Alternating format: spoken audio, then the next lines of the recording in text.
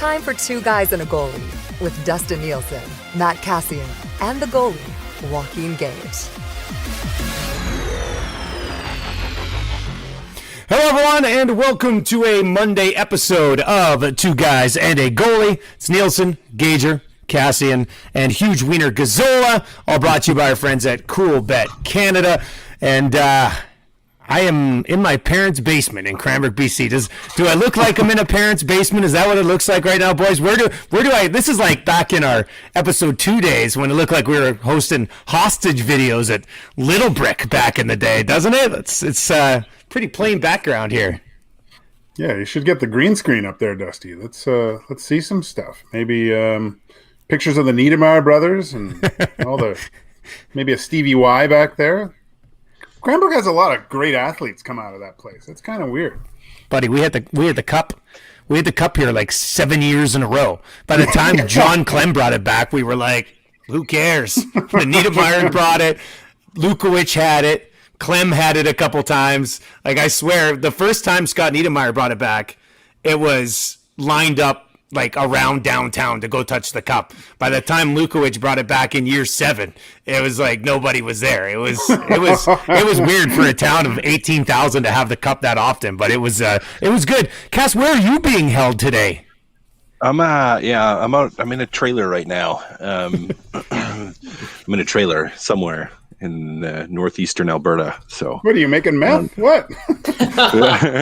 Yeah, cooking up. No, we were just out here for the weekend and decided to stay another day and just working remotely, letting the kids go ham outside because it's a nice day. So, buddy, you got a pretty good internet connection for a trailer in the middle of nowhere. It's decent. I was going to say I might be a couple seconds behind everything. So hopefully we're not doing trivia again today. You know what? Because we had some requests to bring trivia back, I thought about doing it today, but then I'm on like Wi-Fi in my parents' basement. I said the last thing we need is me to be delayed. Usually it screws you guys over, so I decided we'll save trivia, maybe bring it back next week. Huge Wiener, you didn't ruin my radio show today, did you? I hope not. It didn't feel like I did. It was a pleasant morning with Lieutenant Eric and a wide array of guests. So I think we're going to be coasting along quite nicely. I mean, I'm just keeping the seat warm for you. What an honor to sit in the big man's chair all week, plus next Monday. I don't know. It felt good. Got a little bit of a rhythm last week doing Monday, Tuesday. We got the Red Light District with Gager tomorrow coming up. So at least I'm getting the rhythm down of your show. It's been a while since I've hosted it. But yeah, no complaints. And you know what? Usually some texters will be like, this guy, I don't even listen to him on the pre and post game show. I hate him. Those ones haven't come in yet, which I'm pleasantly surprised about. So maybe they just turn me off, or maybe they're just like, yeah, it's not so bad. That's nice. Good for you, buddy. How was your weekend, Gager? It was good. I just want to ask you two guys something about just being in radio, Oilers out. Is there like a hangover now for hockey on the people that call in from the text messages? What does it look like during a normal day now that, after a few round, Oilers aren't there anymore? Is it different at all, or are people still complaining about it? I mean, for the most part, people don't give two shits about what's going on in the playoffs right now. Like, they would rather us talk about, why didn't the Oilers keep Gaetan Haas around, as opposed to, hey, this Islanders Lightning series looks pretty sweet right now. What was it like today, Tommy? Ferraro, Rashog, and Saravalli kind of hit on the Islanders Lightning. There was a few people that were talking about it, but the stuff that got the most clout today and got the most reaction was actually talking about like the Westminster Dog Show. And Lieutenant Eric's been on the Drive to Survive series on Netflix, which reminds me I have to watch the first couple episodes. That's my homework for today going into tomorrow's show. And that's been getting a lot. So it was kind of a smattering of everything and some Euro stuff too.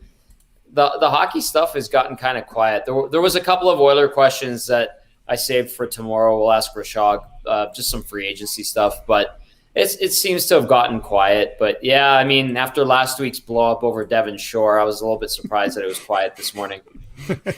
After last week's blow up over Devon Shore, my goodness.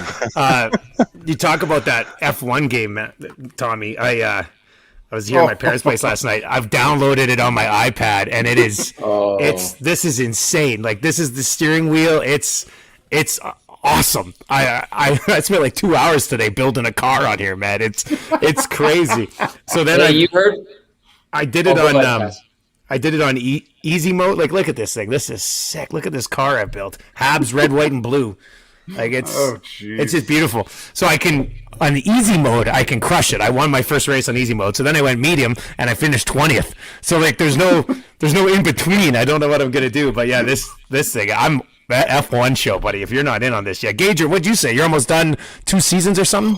Yeah, I'm almost done seasons. It's, you know why I love this show so much? I've never actually seen a show that, I mean, with a comparison towards goaltending, actually, with the drivers on teams, like the two guys kind of competing. I was like, oh my God, there's subtle similarities between the guys that you're competing against as a goaltender. We're not, because we're not actually playing the same, but that same type of, yeah, sometimes there's hatred. Depends on the relationship. Some are okay, but essentially it's the same type of thing where two guys are competing to be the man and being the guy to go to and stuff, and the young guy coming up. It's I found this show absolutely fascinating. I can't believe that I've never gotten into F1 racing before this. Maybe it's the show. They do the production value of the show alone is fantastic. Like, it's just out of this world. So really cool to kind of get a view out of how the drivers are and their personalities. Because goalies were prima donnas too. Like, that's it's funny how I see some similarities in myself and some of the drivers with the hate towards their partner. Kaz, have you got into it yet? I was gonna say that Gager, that doesn't surprise me because goalies are crazy and those drivers are crazy. and so it's like, and it's just interesting in that the goalies are the ones that everyone, not everyone, but most hockey players are like, oh, goalies are a little bit, you got to have something wrong to be in net with people shooting pucks to you. And the same things with those drivers, where it's just like, you got to be a little bit like, something's just a little bit different to want to be moving at that speed and have that much type of pressure on you. And so it is just interesting. Now, I've watched most of season 1. I slowly chipped away at it. My brother and sister-in-law got into F1 a year or two ago, and just, if we're ever with them, not that we've really been able to with COVID, but it was just like they were waking up like early in the morning to go watch races. And I'm like, what are you guys doing? I don't understand. But I get it. The show's pretty good. I thought you were wearing that headset today just in honor of the show.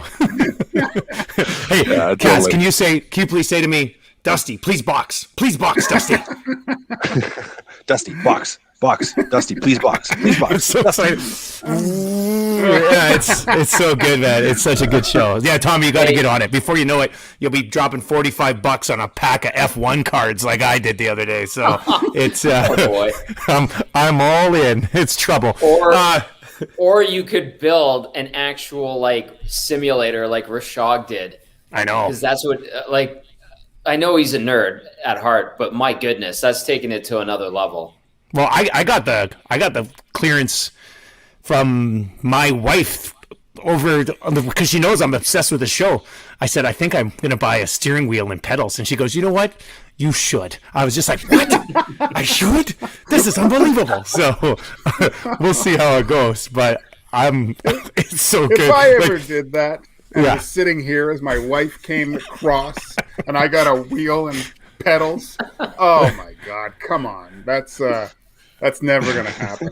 It's never crazy. Gonna My happen. wife, you know what the look, that look, Gager, like you probably get, it's like the eye rolls and like the little head shake. I get that all the time for like everything I'm doing. Anytime I'm doing anything that's just like remotely nerdy or anything, which is like everything I do, I get that look all the time. Yeah. Like the video you put up yesterday? I didn't put that up. She put that up. That was gold. You know what? That's just me being an idiot, and that's pretty typical. I was just doing dumb stuff like that, so that was funny. Well, when I was packing up all my work stuff to come back here because I'm going on a golf trip Wednesday, but I'm going to do some streams and stuff for the next couple of days. And I packed up all my stuff, and Tammy goes, "What's this?" And I brought all of my graded hockey cards with me because I didn't want them to get stolen in case somebody broke into the house. She goes, "Were you packing hockey cards?" I was just like, "Yeah, I brought like a dozen of my most expensive cards." I said, "Look, if they break into the house while I'm gone, they're not getting all my cards." So I brought them all with me just in case. Safety deposit box, buddy. Well, that's not a bad idea.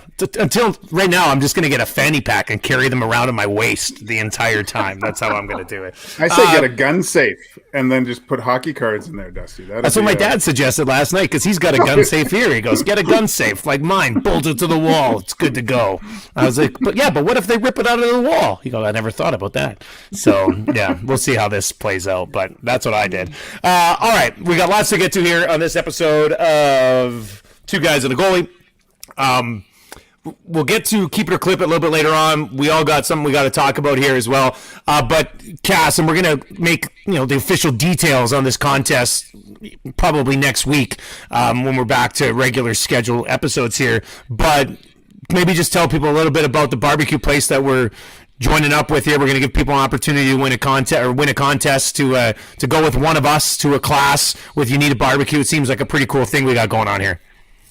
Yeah, I'm pretty pumped about it. I've told people I went into the store and I just fell in love with it. Needed to pick some things up. Wanted to get a little barbecue sauce, a little seasonings, and You Need a BBQ, or You Need a Barbecue in Sherwood Park is a pretty cool spot. If you haven't been there, certainly go and check it out. I figured just because I know the listeners don't get to see our personal texts all the time, but we're always sending each other pictures of food. And of like what we're grilling and what we're eating. So I was like, oh, this is perfect. We could maybe look at doing something with them. And they do a lot of cool barbecue classes actually too. And so that's what we're going to be doing a little contest for anyone listening. We'll be coming up here. They do some really cool classes. The one I think we're going to be looking at doing a contest for is the Pig Out Pork Masterclass for mid-July. So pretty cool experience. We'll get to go with one of us to that. Just going to be a lot of fun. So I'm pretty pumped about it. Maybe at some point we'll have to have Russell on here. He's kind of the one spearheading it on their end, and pretty cool event and pretty cool store. So if you get a chance, check it out. Check out their website, and You Need a BBQ or You Need a Barbecue. Tell me, where are you at on grilling? Me? Yeah. I love it, but I don't have my own barbecue. We have a natural gas hookup, and I don't play that. I'm all about the propane. I'm like Hank Hill. So I used to have a grill out here, and I just got so frustrated I got rid of it. So I just go to my parents' place and use theirs. They have a Broil King. Much better. Oh, that's a nice setup. You guys are already making the mistake of and Cass would know this, having a wife from Texas. There's grilling, and then there's barbecue. There's the difference, boys. Huge. Yeah, them. You don't say that down in Texas because they're all packing down there. You might. You see this? Be wearing Kevlar. Hang on a sec, because I've noticed. Especially, I mean, you guys lived in the States too, but when I was in OKC and we spent time in Texas, people wouldn't say barbecuing. I heard them say grilling more, and they were alluding to barbecuing. No, you're doing it backwards right now, buddy. What? You're doing it backwards right now. So barbecue A is a type of cuisine, and barbecuing is different than grilling. Like, so what you're talking about with the natural gas, that's grilling. Yeah. You have a grill, you have a natural gas grill, propane grill. Yeah, or a propane, that's grilling. Now barbecue is a mix of cuisine and cooking method. So like when you're doing barbecue, you're typically either using charcoal or you're using like wood chips, or you're using like wood pellets. Like you're typically smoking and cooking. Yeah. Like that's barbecue. And even inside of that, like there's a mini cuisine style with what you're cooking, like with your pork and everything, where it's not just it's not just whatever you throw on the grill. So grilling and barbecuing are different. We call barbecues or grills barbecues all the time. Canadians do, but they're not the same. Right. See? I'm glad I differentiated. I'm so confused. Well, that's why we're having this thing. That's why we got this new sponsor. Exactly. We'll learn about it, right? We need to figure this stuff out and go from there. That's a good idea. That's what we'll do. All right, let's get to, we got to talk about it. Brought to you by Break Kings. I did a break on Saturday night, and they're actually giving away when they hit 3,500 members on Facebook, they're going to give away a Connor McDavid rookie card, a Connor McDavid Young Gun. They're about 3,000 members right now, so they need 500 more. So all you have to do to get in this draw is just go Facebook, search Break Kings, Kings with a Z, and when they hit 3,500 members, they're going to give away a Connor McDavid Young Gun. So yeah, it's the easiest contest ever to win a card that could be worth $2,000, $3,000 depending on the grade that it gets. So yeah, all you have to do is go to Facebook and then search Break Kings and join up. You don't even have to get in the breaks. You just have to be a member of the group to be in the mix for that card draw. All right, let's start with Gager. Gager, what do we got to talk about, buddy? Well, I was going to talk about the Islanders. Game yesterday. If for all the people that are finally over all the Oilers stuff and can get back to maybe watching some hockey, the Devon Shore has subsided. But what a great hockey game. The Trot, everyone's talking about the Trotz factor and how he coaches and how he gets everyone on board. And I've been reading some stuff about Lou Lamoriello and even hearing Eberle talk about how having him there too has created a type of culture. I always thought just the whole beard thing was always crazy, but to him it's almost funny. They're treating it funny now. There's guys growing beards, and they play as such a good team, like such a good fundamental team game all over the ice. I was so impressed though the way they played, and I'm thinking, God, can they actually beat the Lightning here? Vasilevsky wasn't great, I don't think. I think the second goal definitely wasn't one he typically lets in. But this is going to be a way better series than I thought it would be. I think the Lightning do have their hands full with this team this year. I was joking.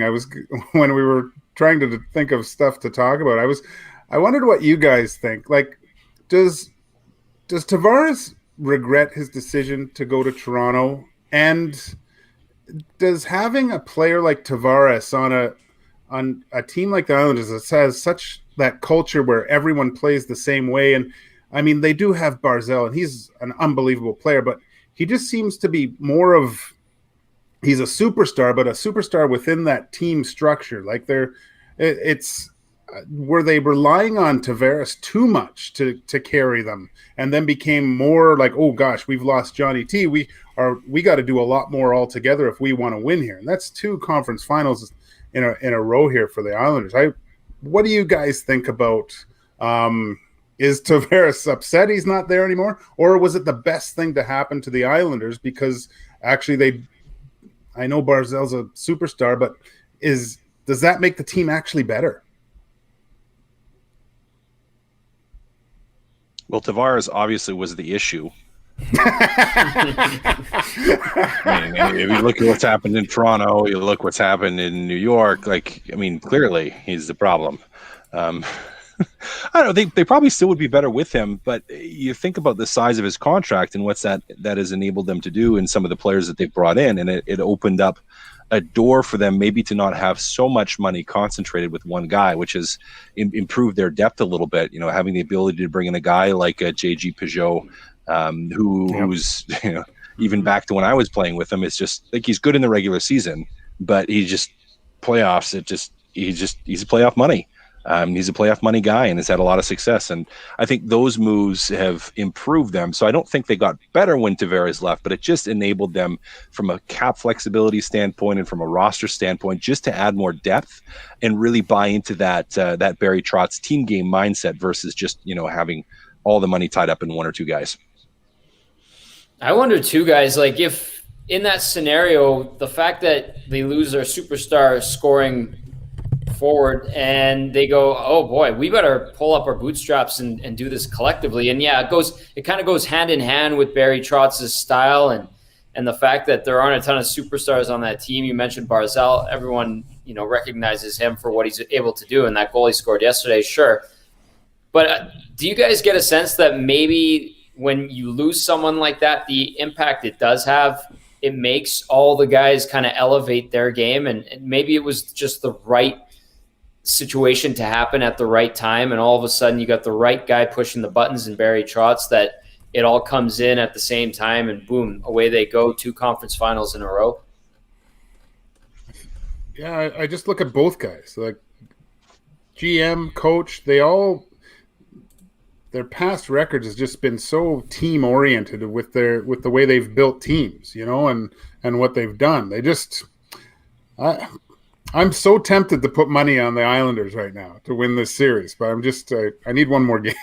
It's such a tough call on the Tavares link, because when Tavares left, that's when Trotz came, right? Like, so what would Trotz have been able to do with Tavares here, right? And the financial thing, I mean, if they had to end up giving Tavares $11 million or whatever, I mean, right, probably can't. Well, they couldn't bring in a JG Pajot, who's become a big piece of that. So it's tough. Like, it's not like we got 2 years of Trotz with Tavares and it didn't work. It's just we just never got to see it. So I have a hard time figuring out, like, they're not better because they don't have John Tavares anymore. They're better because Barry Trotz has come in and has pushed all the right buttons with that team. So it's impressive, man. And yeah, I mean, we'll tie it into what Tommy wants to talk about here too. But I think they're more than capable of beating Tampa. They took 2 games from Tampa last year, and that was in a neutral setting, in a bubble. Like, it wasn't even going back to the Coliseum and having everybody losing their mind, which will be going crazy in Game 3. But, Gator, you quickly mentioned it. Tommy, what do you got to talk about, buddy? Yeah, Gager did kind of hint at it. We got to talk about Vasilevsky and the type of goals he allowed last night. I didn't think they were particularly good. And Gager, the second one that gets through him, the Pulak shot, I know he's got a bomb from back there, but to me, I was like, even where it wound up in the net, I was like, that stunk. And then I was watching Barzal's goal, and at first I thought he went far side post, and then I realized he went 5-hole watching the replay. And then Vasilevsky, I don't know if he was trying to anticipate Barzal cutting across, but he had his stick opened up on almost like a backhand, and it completely opened up his 5-hole. And I know he's a big guy. He's one of the best goalies in the league, but to me, in such a big game, like, those aren't goals he generally lets in. I don't know if it's a concern or a one-off, but I'm kind of curious because I think it's something worth talking about. You let in one of those in a game, generally a good team will pick you up, right? And 2 of those to a team as systematically sound and playing as sharp as the Islanders are, good luck. I know they got the late goal, Tampa did, but I thought Vasilevsky kind of let them down a little bit in that game. For sure. That goal, it's not a Vasilevsky type goal to let in, especially with third period, 1-0. I think there was about 13 minutes left he could see it. I thought it might have hit something, but then they showed it on super slow-mo. It went just straight kind of 7-hole between his arm and his leg there. I was quite shocked. I mean, but look, I think there were a couple games in the Miami series where he wasn't really at his best. You're not going to have great, even the goalies that win the Conn Smythe, they throw in a few stinkers here and there on the route to the cup. I think it was just a bad first game. He's got to be a lot better. I do believe he'll be a lot better come for the rest of this series, but these are one of those things where, one bad game from your goalie, it gets to a situation.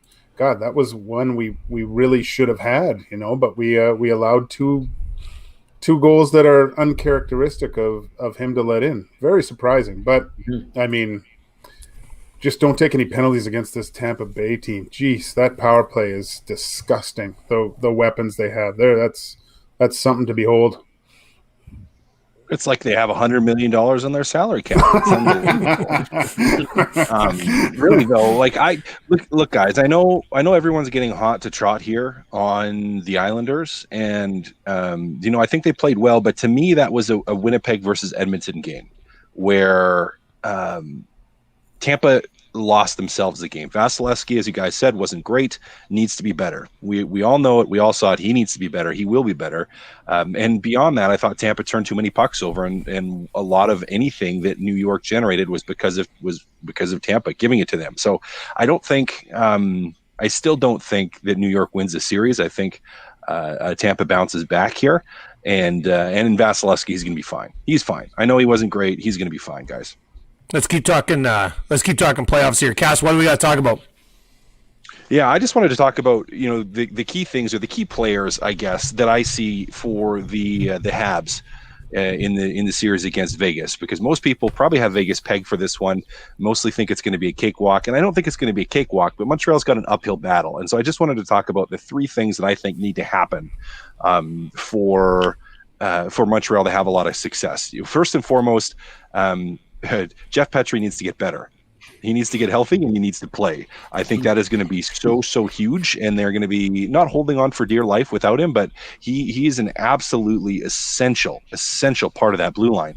And against a team with the depth that Vegas has, it's going to be just wave after wave. Him coming back to the lineup is going to be essential. So if they can get by until he's back, great. But I think, if they want to win this series, he needs to be back and playing significantly. Number two is, I think, Nick Suzuki is going to have a stellar series. You need to have some offense. You're not going to just get freebies against Vegas. I don't think you're going to get the same type of chances against them that you got against a Winnipeg. Suzuki to me becomes a guy that's going to be a driver of that. He's going to be a major part of it. And then third, and we all probably know where this is going, is Price needs to steal you 2 games. Needs to steal you one of these first 2 and then another one later in the series. That's going to be it. Probably this first one with Jeff Petrie out of the lineup in particular, like you need Carey Price to steal you a game here. Going to be a massive part of them winning this series. And if they want any hope at all, Price has got to get you one.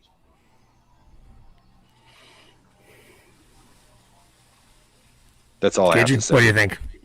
I'm trying to think. You kind of nailed it there, Cass. I mean, I look to the one intangible factor is the Corey Perry annoyance factor with disrupting things around Fleury. I think he is the one. He's so calm and net. He's kind of like Price in that way, where he looks like he's having a great time in there. If Perry can get in there, disrupt some things, he's playing good. I'd like to see. I think Caulfield has to have a good series too, Cass, and contribute offensively a little bit if they want to. But look, they're gonna have to lock everything down, defensive, and just be as hard as possible on the Knights. It's going to be tough for them because the Knights are so big and fast, and they punish as well. So I have the Knights winning probably in 5 games is what I think. But let's see what Carey Price can do, if he can be the difference maker. It's going to be a tough series, boys. I don't know, Dusty. I'm sorry. I don't think. I know what the key is. I know what the key is. I mean, both teams are in. Like, you look at Montreal, and people are going, "Man, they're going on this awesome streak." They rattle off a bunch of wins to beat Toronto. That's great. Obviously, they carry that momentum into the series against Winnipeg, and they sweep Winnipeg. And you're like, "Boy, look out! This is a team feeling it." Then you look at the Golden Knights. They win in 7 against Minnesota in a tough series. And they get shelled in game 1 against the Avs. Everyone's writing them off, saying Colorado's on their way to the Stanley Cup final. They have a better game 2. They lose a tight one, and then they storm back with 4 straight. So it's not like they don't have momentum too. And they have a deeper team. They've been to the dance. A lot of those guys are still there from that first season in 2018. And the experiences they had last year in the bubble with their run, a lot of the guys are there. And, I mean, the one-off where they lost in Game 7 to San Jose in the first round, they shouldn't have lost that game. They were up. That was that stupid call that started a whole bunch of, it was a big part of where we're at now with officiating, I'd say. But, yeah, this is going to be an uphill battle and a steep one for the Montreal Canadiens, I think. I mean, what needs to happen here is a recipe for success that we saw in the first 2 rounds, right? You injure one of their best players in game one in the first series. You have one of their players do something stupid and take himself out of the series in the second series. So basically, they need Mark Stone to either get hurt or do something so stupid that he gets suspended for the rest of the series tonight, and then that changes everything moving forward. That's the only thing I can think of. Like, outside of that, Cass is right. I mean, they got to have a healthy Petrie here at some point, because if they don't, they're in a boatload of trouble, because they're only 4 deep on the blue line at the best of times, and now they're 3. I mean, without Jeff Petrie, so they gotta get him back in there. But well, man, I didn't like their chances in either of the first 2 series either. So I didn't mind their chances against Winnipeg, but I didn't expect them to sweep them. So we'll see how this bad boy plays out. I mean, stranger things have happened, but they're a pretty heavy underdog right now. If you go to our presenting sponsor, CoolBet Canada, go to coolbet.com, sign up, use the bonus code 2GUYS, the number 2, the word guys, and you'll get a 100% deposit bonus on your initial deposit up to $200, and you can get the Habs as a significant underdog in this series. There's so much of an underdog that Gager doesn't even want to sprinkle on it. Like, he's staying away. He's staying away on this one. So, what do you guys think about the crowd, though? Like, what effect that's going to be? Like, I mean, playing in front of 2,500, that was a big deal. But now going down there and playing against a packed house, that's going to be awesome. I think for Montreal to play in front of fans, it won't even matter. They haven't had something like that. And then when Vegas comes back up to Montreal, and it's a men's league game at KC at 11:30. Like, what's going to happen there? Well, yeah, obviously, that's not fights and point night, because that's where all the scouts are on a Wednesday night in the middle of winter, is at KC for the 11:30 slot between Div 1 AMHL assholes. My team's got a 9:45 game tonight. I'm missing the first 3 games at the return to play, and I'm okay with it. I only said I'd come back because everybody else said they'd come back. I was like, damn it, I got 14 games in the next 30 days of summer hockey, which is just crazy. All right, here's what I want to talk about. You might have saw it today. Elliot Friedman, Dreger, all the insiders had it. Dougie Hamilton and the Carolina Hurricanes. They're going to allow Dougie Hamilton to talk with some other teams here, see if they can put together a possible sign and trade. Of course, if that would allow him to sign 8 years somewhere else, if they wanted to get that done, if they could find some sort of deal here. Let me be the guy who does this today. Any thoughts on the Oilers being involved in a Dougie Hamilton deal? Anybody got any thoughts on this? Why has he been on so many teams? Well, he's a little bit of an odd duck, right? That's been out there. Yeah? Okay.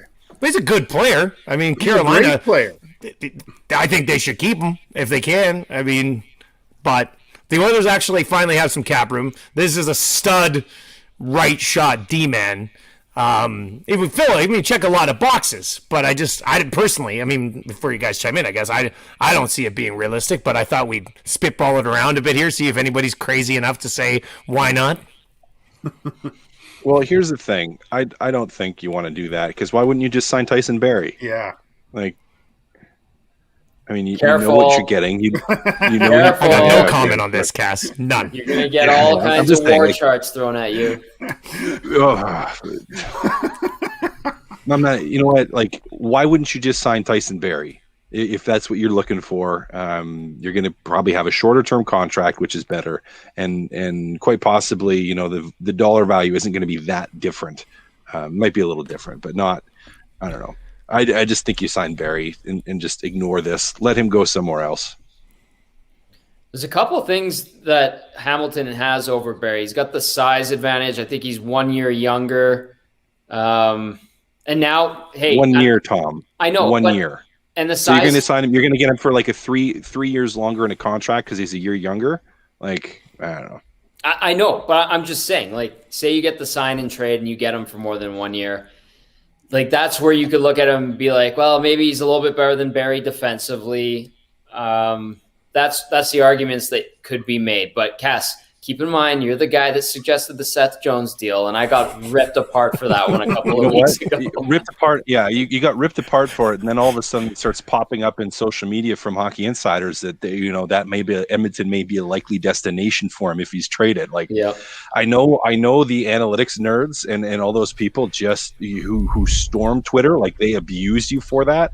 But the reality is that's a logical, realistic, actual look from a trade standpoint, because you're going to need to give up something to get Seth Jones. So I just, people that hated it were dummies, in my opinion. At least not like in every area of their life, but in that area, they're blind. So I've always liked Douglas Hamilton. I refuse to call him Dougie.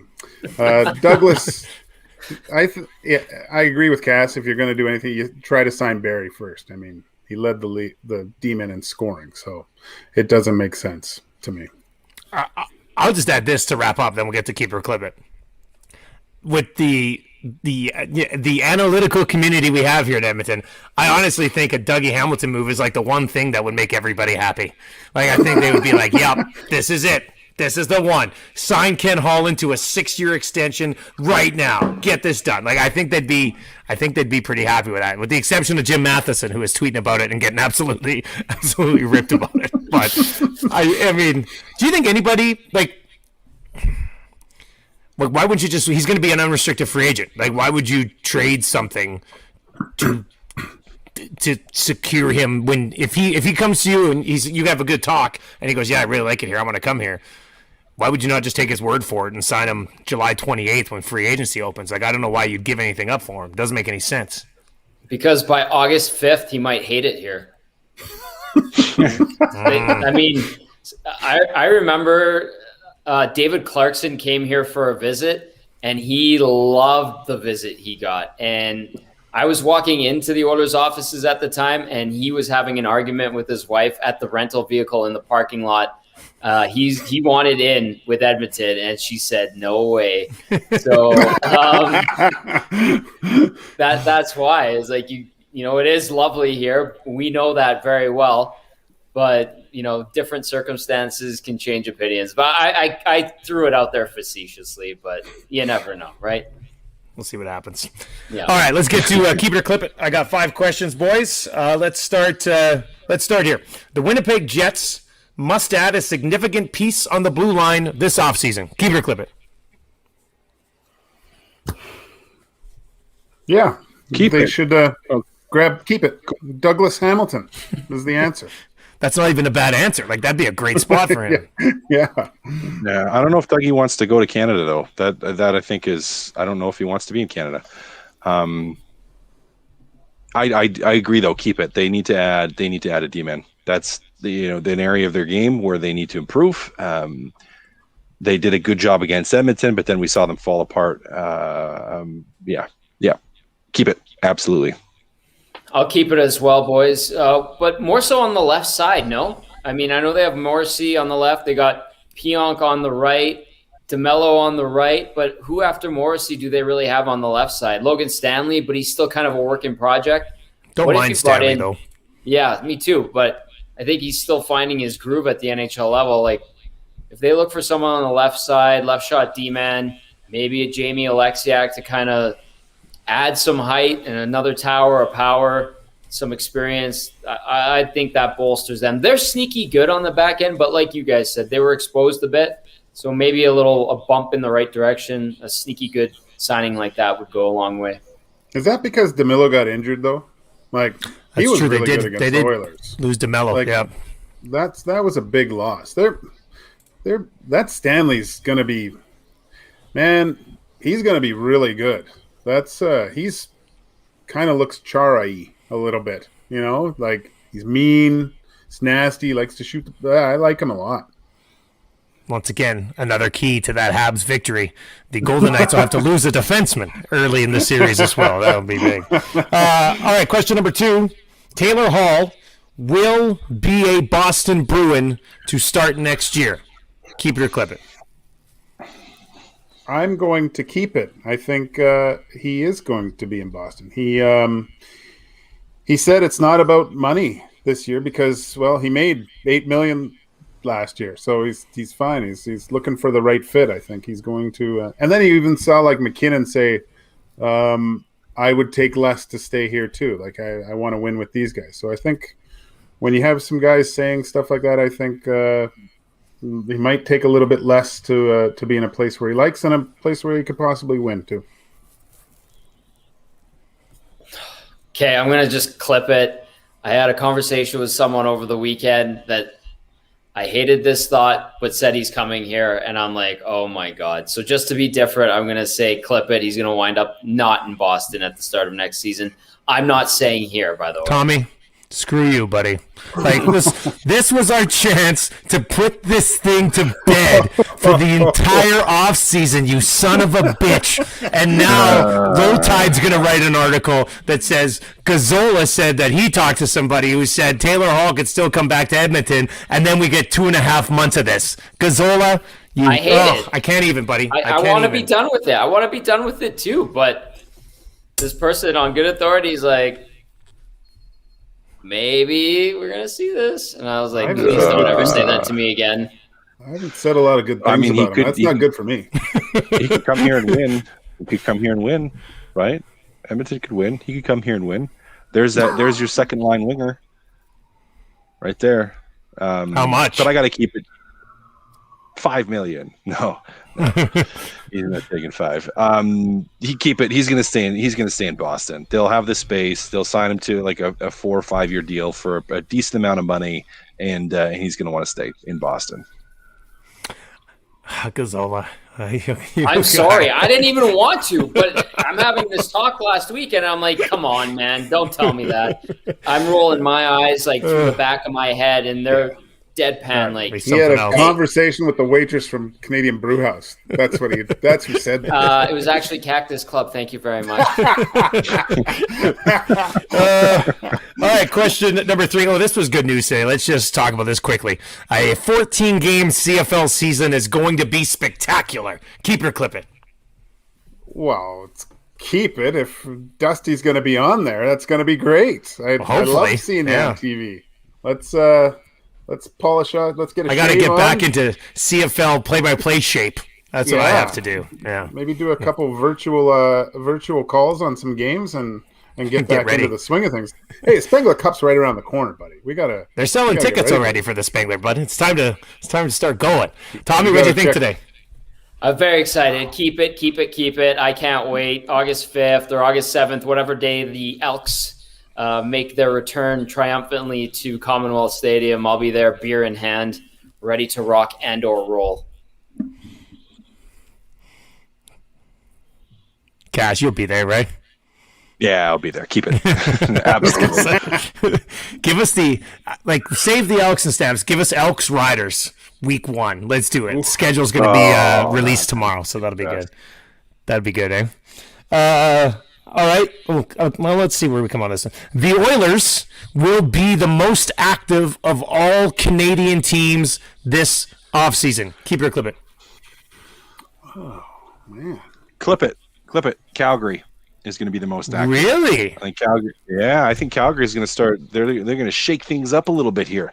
They're going to make some moves. Sutter's going to know who he wants. He's going to start helping with some of those decisions, and I think the Calgary Flames see a bigger shakeup than the Edmonton Oilers. Are we going like number or name? Like bigger name or bigger number? That's up to you, buddy. However you decipher the question. I think it's going to be Toronto because they're gonna get rid of Marner with the Heat. You're crazy. You've been drinking. But they're going to trade Marner to Calgary for Tkachuk. That's what's going to happen. Wouldn't that be something? Gage, it's Monday, Gager. Pace yourself. I'll clip it. I think, Toronto might be pretty busy too. I think Edmonton, I'm sure the shopping list, as we've seen from fan and Twitter feedback, is pretty large and robust when it comes to Oilers fans. But I think maybe we're going to see maybe 1 or 2 signings that are significant and then a few sneaky good trades. So I'll say other teams are going to be more active on the free agent market than the Oilers. But I think the Oilers will be busy enough to And it's not like they need to completely overhaul this team. They just need to tweak it and bump it back into the right direction to get it over the hump. At least that's how I feel about this team. I think they will be the most active. I think when it's all said and done, I think it'll be the Oilers that'll be the busiest this offseason. All right, final question. I don't know what the temperature is in Edmonton today, but it's plus 31 here in Cranbrook right now. So, soft serve ice cream is better than hard ice cream. Keep it or clip it.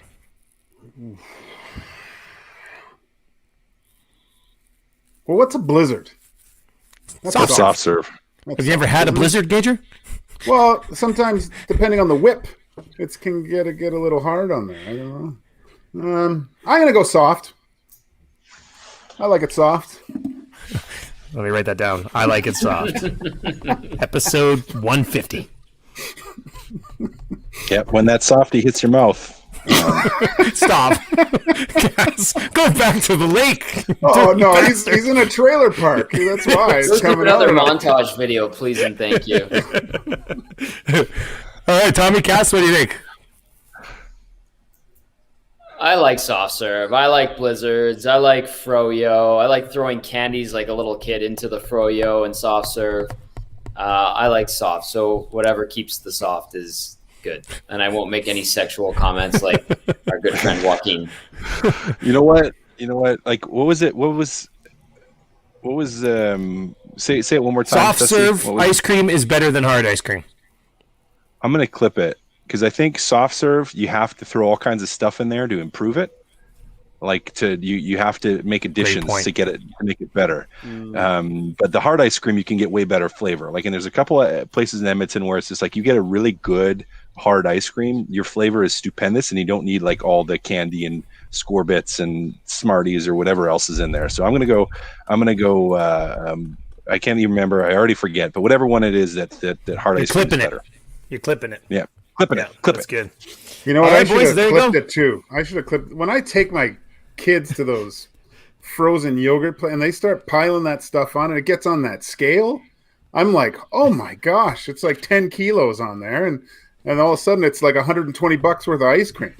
It's $120 worth of memories, Gager. Yeah, I remember it sucked going there. That's what I remember. All right, that's going to do it. Episode 150 of Two Guys and a Goalie, brought to you by, as always, our friends at Coolbet Canada. Go to coolbet.com, sign up for an account, use the bonus code 2GUYS, and you'll get hooked up a little bonus when you sign up. Boys, I'm on a golf trip starting Wednesday, so no episode on Thursday. So enjoy the rest of your week, and we'll catch up next week, all right? Just post some pictures, Dusty. I want to see where you're golfing and stuff. Quickly on the pictures front, it's funny because Cass mentioned earlier at the barbecue contest we're doing about how we always send pictures of what we're eating, but I never do because I have a barbecue like burgers and make like plain chicken, and you guys are sending like all these beautiful courses. Grill, sorry, Cass, grill. I'm a griller. You're a barbecuer, right? Is that how it works?